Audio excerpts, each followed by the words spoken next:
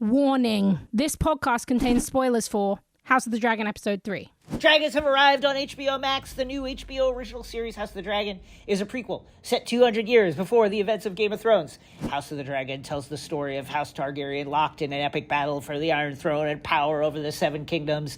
The epic series promises more drama and betrayals than ever.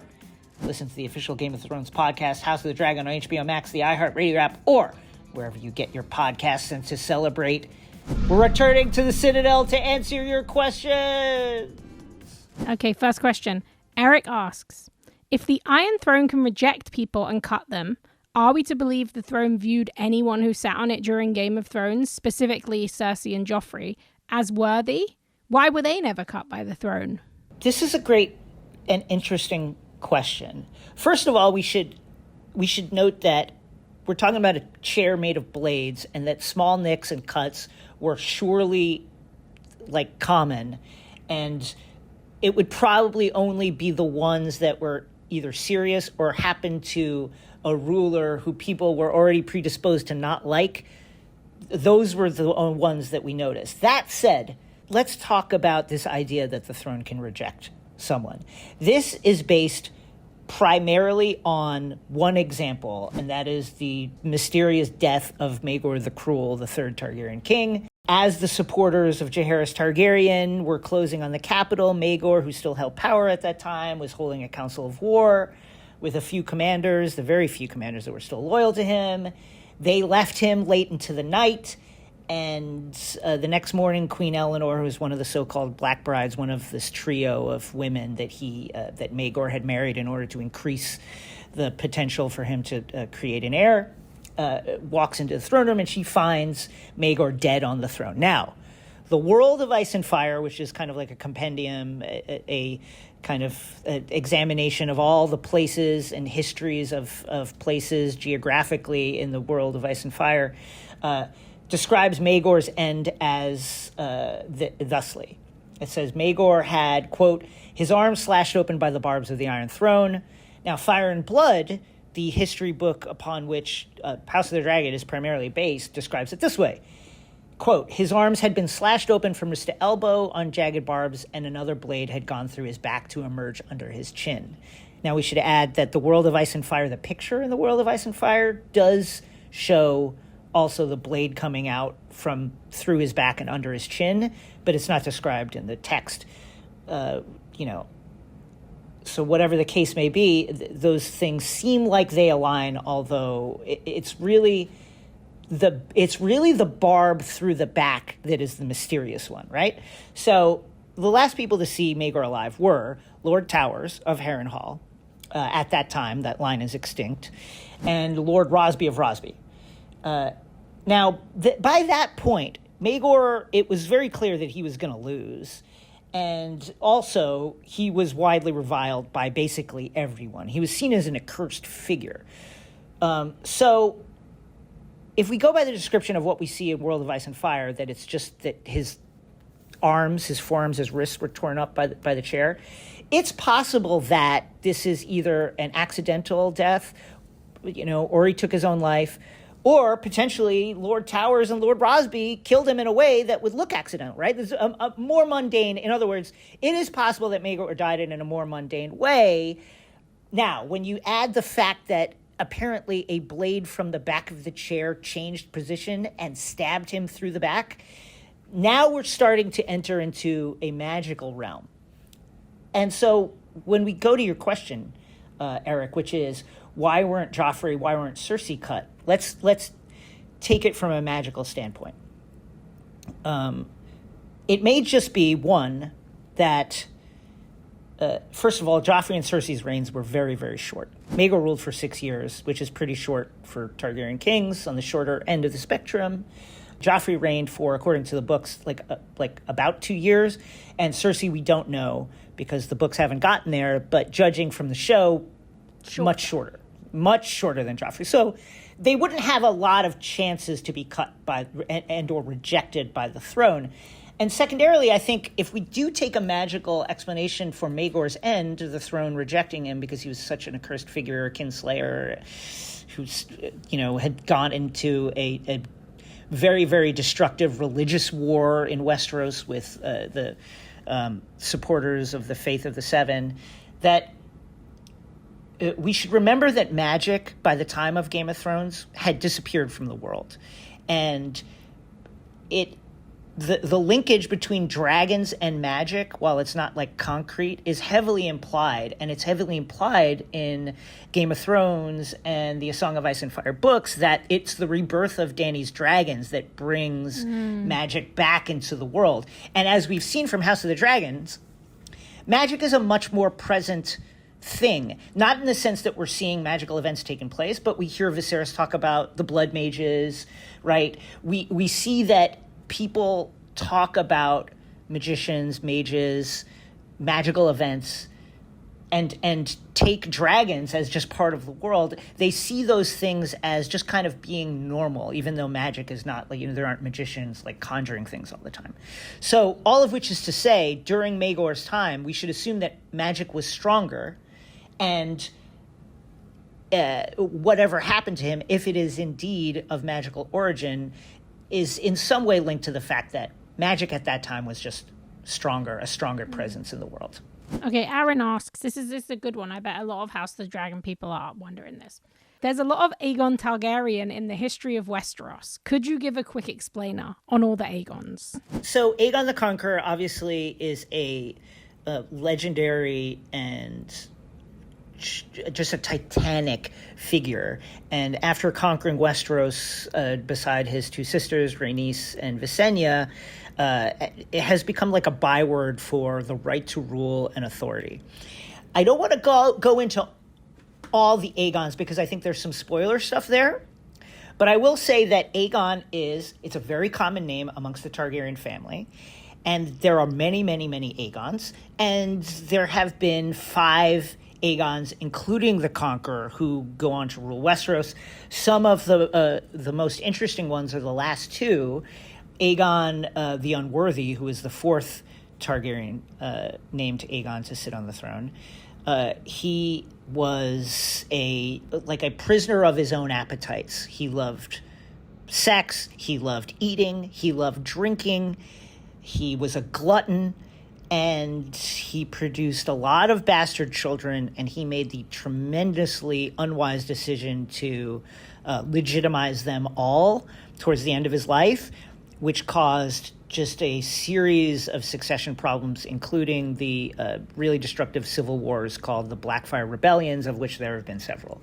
And this all happened primarily because Aegon the Unworthy legitimized, again, all those bastards, and the main one being Daemon Blackfyre, one of his most famous bastards, who he also gave Aegon the Conqueror's sword Blackfyre to, which led a lot of people to say, well, I guess that guy should rule then, because he has the sword of Aegon the Conqueror, yada, yada, yada. Then came Aegon the Fifth, Aegon the Unlikely. We talked about him a bit when we talked about the kind of the baton pass of the Aegon prophecy from ruler to heir.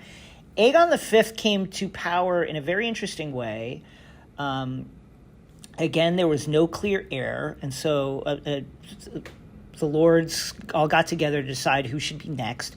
The throne was initially offered to his brother Aemon, who passed and then went to the Night's Watch to become Maester Aemon of the Wall.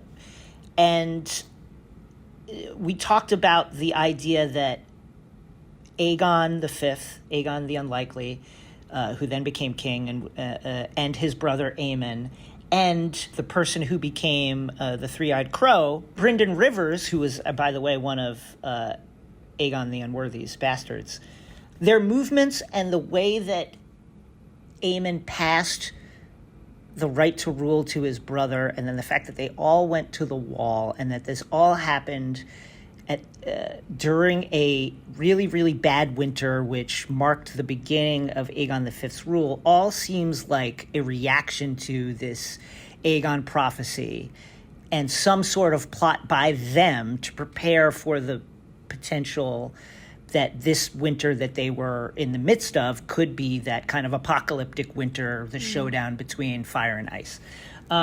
So all of which is to say, because of Aegon the Conqueror's history-changing success in Westeros. It's just a fact of life that the Targaryens, in order to kind of seem as if that they are the inheritors of that authority, would name their kids Aegon as much as they could. It's kind of like why there have been like 11 King Edwards, 12 King Edwards in England. Like yeah, they just keep Henrys. reusing these names. They Many Henrys. Symbolism, baby. Okay, Heather. Heather asks, I'm curious about the succession laws of Westeros. Do they specifically preclude women from holding the throne or seats of power, or is it just tradition/patriarchy bullshit? Yeah, I mean, it's a little bit of both. The Great Council of 101, which we saw opening our show, selected King Viserys as the heir to King Jaehaerys, rejecting the claim of Princess Rhaenys. Now, this is a slight change from the books. In the books, Rhaenys was rejected in earlier rounds, and it came down to Lyanna versus Viserys in the final. But regardless of that change, the outcome, what the realm took from that council, was essentially the same, and that was that at this huge council, this great meeting of more nobles than had ever been gathered in the history of Westeros together to make a decision, the decision was made that succession passes through the male line and that women can't inherit the throne. That was the message they took from that. Now, in the books, I would argue that was actually the wrong message they took, because Lyanna was like 7 at the time. And so really what the realm was rejecting, as much as rejecting inheriting through the female line, because part of the reason that they said Lyanna could inherit was he was coming to the throne through his mother Rhaenys. So Rhaenys was rejected, and on the same basis that Rhaenys was rejected, that authority can't pass through the female line, authority then can't pass through the female line to the son of the female, that being Lyanna, so therefore Lyanna also could not be king. That said, Lyanna's age was also a significant factor. He was 7. That would mean a regency. Mm-hmm. That means you put together a ruling council of different nobles who would rule in the name of Lyanna until he comes of age. And that is very, very messy. It leads to a lot of power struggles, could easily lead to war, assassinations, etc. It's just a thing the realm would seek to avoid. So in the books, even though the realm took the lesson that, the female line is rejected, what they should have also taken is that we should avoid regencies. Let's we should, like, if there's an adult that we can make king over a child, let's prefer to do that. So your answer is basically yes, it is patriarchy bullshit, but it is also tradition as codified by the Great Council of 101 and previous decisions. There were also previous councils and previous decisions that had kind of like moved in that direction, but it was really the Great Council of 101 that set that into law. Michael says, I have been watching Hot D with a friend who is a nurse practitioner, and by episode 2, when they showed Viserys' hand, she said, oh, he has diabetes, wounds that won't heal and losing extremities. This episode makes a point to note his rich diet. Sounds like a rap to me. So, Jason, do you think he has diabetes? Do I think he has diabetes? I think it's, I wouldn't put it, I think I would not put that past the king as a possibilty. Gout was gout referred I think to. Is high up on the list. Gout is, I'm not, we're not doctors here, but gout is often a pre-diabetic illness, and it has been called the rich man's disease. And it would not surprise me. Henry VIII got a lot, and we know this is taking a lot from his kind of real life. So would not surprise me if what Viserys is suffering from is gout. That's a great comment, Mike. Yeah. And, okay, so this is really interesting, and I think we kind of touched on it but not got too deep. So Mason asks, do you think Rhaegar chose Lyanna because of Aegon's Song of Ice and Fire prophecy? Would Rhaegar have told Lyanna about the prophecy and the importance of their son? That's it is a great question. I think I want to be careful here because I think the thing about Rhaegar and Lyanna's relationship is that it was mutual, that it was consensual. Yeah, it's a rare, pure, actual love match. Even if it came from a place that maybe had that mindset.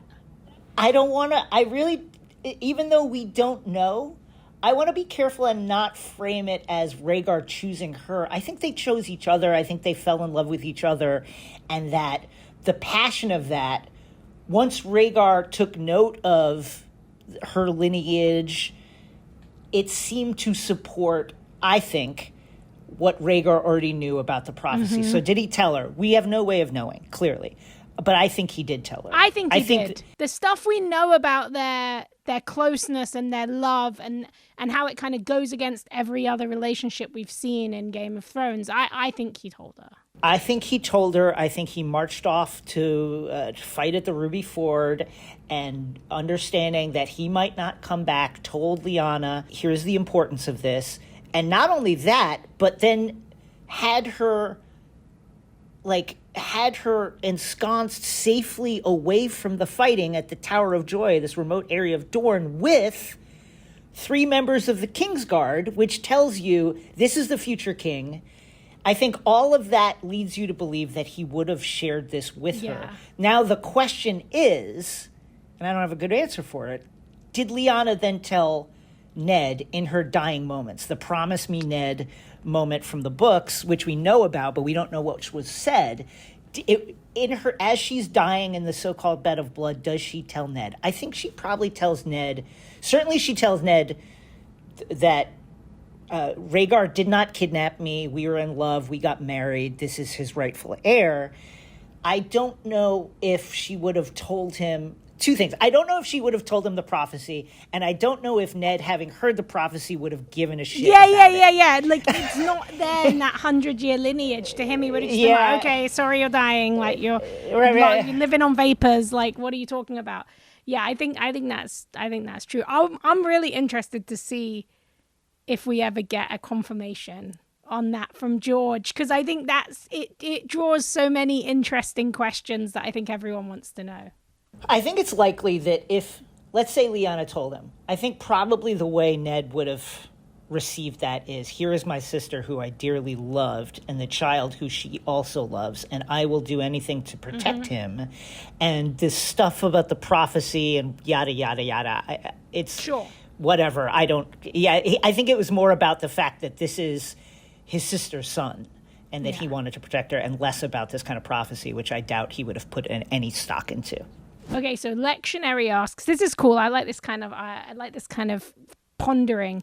Seeing the chess-like figures when Rhaenyra was evaluating the knights in episode 2 made me question, are there chess-like board games in Westeros? Yeah, in the books, there's a game called Cyvasse, which is basically that world's version of chess. It originated in the free cities of Atlantis and then actually came to Westeros pretty recently, at least recently in the history of the story. Traders brought it to Dorne about 3 years before Robert's Rebellion, so in the last years of King Aerys, the Mad King's reign. By the time of the book Feast for Crows, which is the 4th book in the series, the game had become really a fad amongst the nobility, the Westerosi elite. Like, people were learning it in the court at King's Landing. We see it being played at Dorne, and we also see that Tyrion is playing it amongst the various sellswords that he's hanging out with during Dance of Dragons. But that would make sense because over in Essos, where the game came from, you would imagine that it would be more popular with the kind of more common classes at that time. The game has 10 pieces, the most powerful of which being the dragon, but we really don't know how the rules work, and George R. R. Martin hasn't really clarified how exactly the game works, but certainly by the time Feast for Crows happens, we understand that it is a popular game, and it's a game that people are playing quite a lot, and it seems to be a game that people are using in that world as a metaphor for strategy and as a metaphor for the kind of broader conflicts that are going on in that world at that time. Okay, Trevor asks, I'm sure a lot of people are wondering this as well, has the Stepstones War been going on for 2+ years. How far away are the Stepstones from the Driftmark? Pretty close, right? It's not that there was a ton of travel time for Corlys ships to reach the Stepstones, so is a 2 to 3 year war that's not technically even a war normal? First of all, the Stepstones are not really that close to Driftmark. From a logistics standpoint, it's a little bit of a nightmare for Corlys to have to constantly be sending ships down from Driftmark to the Stepstones to resupply. And the other part of this is that Driftmark, as we kind of said during our recap, it's not though the House Valerian is incredibly wealthy, the island of Driftmark is not like rich in population. So there's not this like vast supply of manpower that Corlys can call upon, which is why, as they note, that their ground forces are significantly amplified by sellswords, which we imagine they get from Essos. On top of that, who's footing the bill for this? Do we think that Daemon is opening his wallet for this? Probably no, right? Like Daemon's bringing the dragon, and I would imagine Daemon's saying, well, I'm bringing the dragon, and you guys can bring the ships and the money, right? So all of which is to say this is a real quagmire for Corlys and Daemon, that their manpower is significantly buoyed by people they hired, not people that are loyal necessarily to them. And secondarily, how can Corlys pull out? His strength is at sea. What he is known for is, I am the most badass captain that has ever lived in this world. If he gets defeated in a sea campaign, yes, there's significant fighting on the land, and the way the crab feeder is resisting is by hiding underground. That said, what people are going to take from this is Corlys Valerian got defeated at sea. Yep. That can't happen. He can't let that happen because, Westeros and this kind of like feudal power structure is highly competitive. And it would be an immense loss of honor and station if Corlys retreats from this fight that he willingly entered into. He has to win. He has got to win. And it is it normal for a war to go on for this long? Yeah. Aegon the Conqueror came to Westeros with 3 dragons. He conquered basically the entire continent. Everyone, including the North, bowed to him, except for Dorne. Dorne used much of the same kind of strategy the crab feeder is using now, which is don't enter into open warfare with dragons, hide from them when they appear, and when they fly away, come out and harass the forces that you can see, but don't enter into these kind of like set piece battles with dragons. Mm-hmm. And guess what? Dorne is not part of the realm still to this day, 100 years after Aegon the Conqueror came, and will not be for years after this House of the Dragon story is over.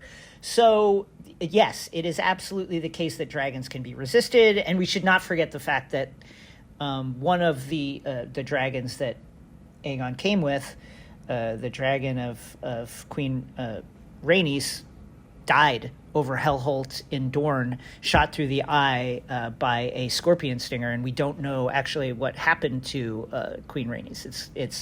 There's a lot of rumors. Did she die when her dragon crashed into Hellholt? Was she held prisoner?